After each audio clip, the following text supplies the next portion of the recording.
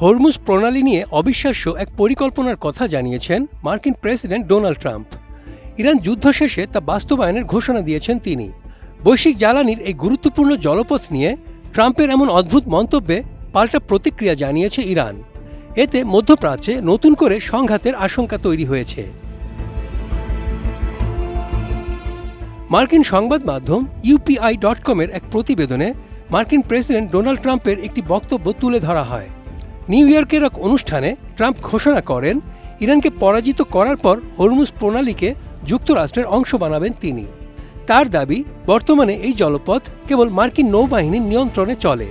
ট্রাম্পের এই বিতর্কিত মন্তব্যে বিশ্ব রাজনীতিতে নতুন করে তোলপাড় শুরু হয়েছে।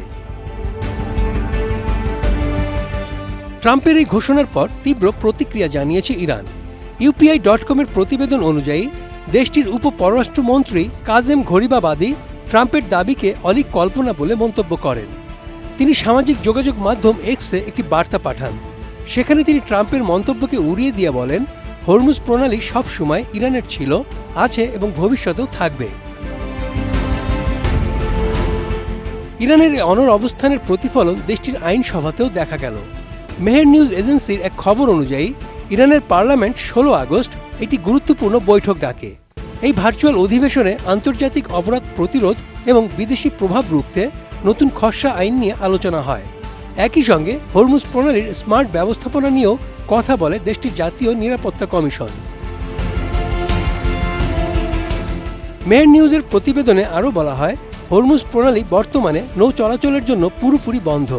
ইরান সাফ জানিয়ে দিয়েছে, মার্কিন সামরিক হস্তক্ষেপ বন্ধ না হওয়া পর্যন্ত এই জলপথ বন্ধ রাখা হবে। এদিকে হরমুজ প্রণালী বন্ধ থাকায় বিশ্ব অর্থনীতিতে আবারও বড় ধাক্কা লাগার আশঙ্কা তৈরি হয়েছে।